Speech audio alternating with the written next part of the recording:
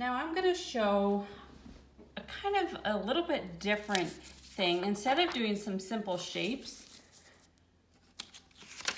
you could, third graders, I'm thinking of you especially, do something else. You could write your name in cursive. So if I was to write my last name, Christ, in cursive, I'm gonna fold it in half again, and right up at the top, I'm gonna write my name nice and big.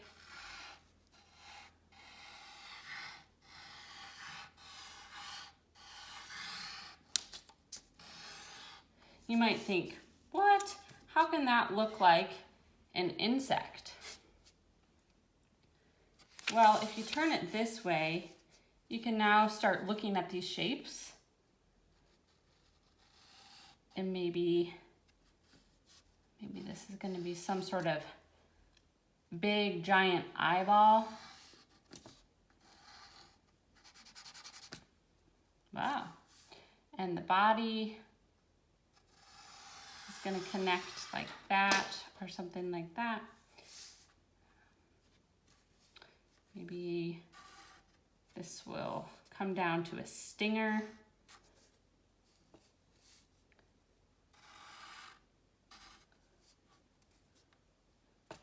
Okay, I'm gonna take it to the window and trace it real quick. Okay, so maybe this looks a little bit more like a fat beetle or something. And I can turn it into an insect, which again, it needs antennae.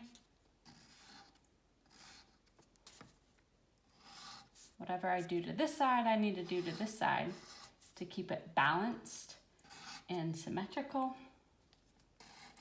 Maybe I could put some more designs on his back.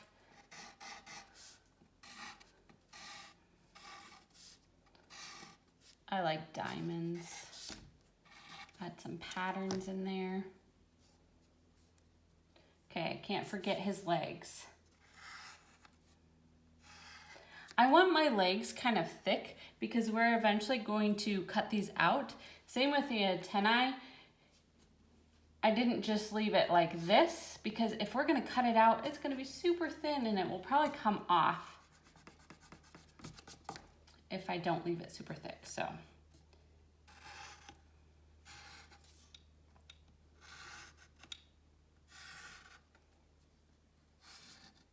I could take this to the window and trace it again. All right, so that's a way you could use your name to make a symmetrical bug. So now I've got two. All right. You know me, I always like to outline everything. So I'm not gonna make you watch me the whole entire time, but I'm gonna go ahead and outline these, and you guys can do the same.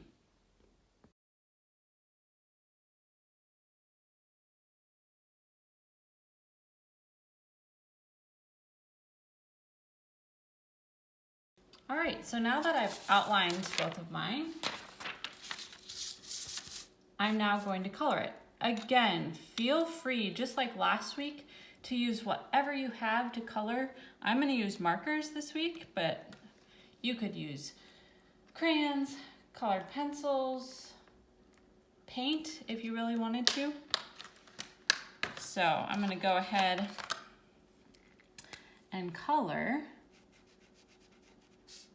Whatever I do on this side, I'm gonna do on this side. That way, it's gonna stay balanced. It's gonna stay symmetrical. So if I do this shape green, then I'm gonna have to come over here and do this shape green. All right.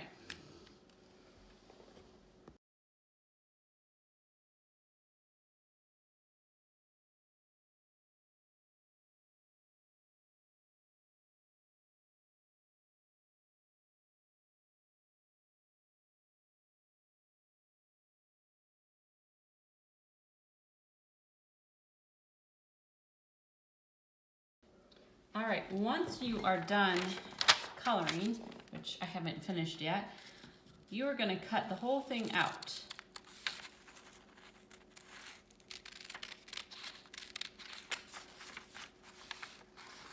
Carefully cutting along your outline.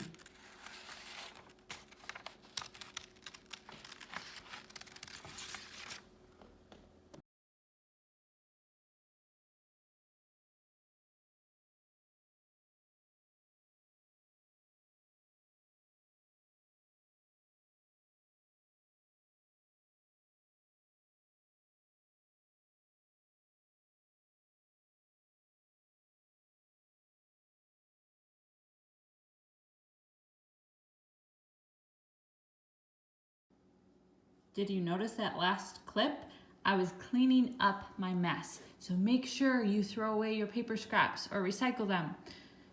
All right, so I've got my final example here. Our last step is going to be gluing down the feet. Again, if you don't have glue, you could use some tape if you really need to. So I've got my tape here just in case. All right, I did not finish coloring this example, but I am going to show you how to glue the feet down. The feet go from one edge of the paper, to the other. And so when I glue them, I want to lift them up or push them in so that it lifts up the insect. So I'm going to glue here, stick that down, maybe count to 5. 1, 2, 3, 4, 5. Try the other side.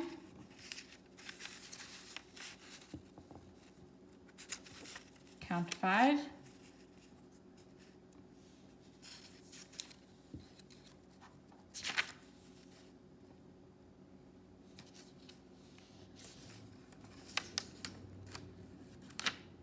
Gotta glue all 6 legs down. Oop, that kind of slid out of place.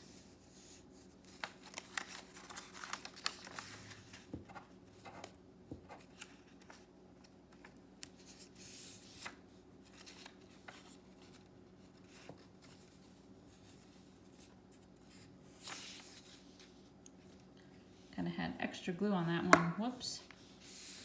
And there you go. It makes the 3D sculpture. So there you have it, our symmetrical insect. That's a paper sculpture. And you can see it from all different angles.